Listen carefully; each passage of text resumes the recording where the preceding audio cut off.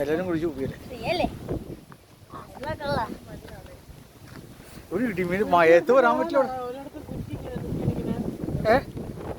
എല്ലാ മലയിലും ഇങ്ങനെ കുത്തി വെച്ചിട്ടുണ്ടല്ലോ. അങ്ങോട്ടൊക്കെ ഇത്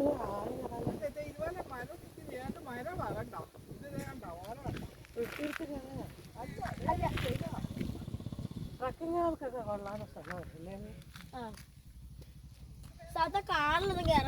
അതൊക്കെ മണ്ണാണോ ചേട്ടാ? അത് മണ്ണാണോ? മണ്ണല്ല.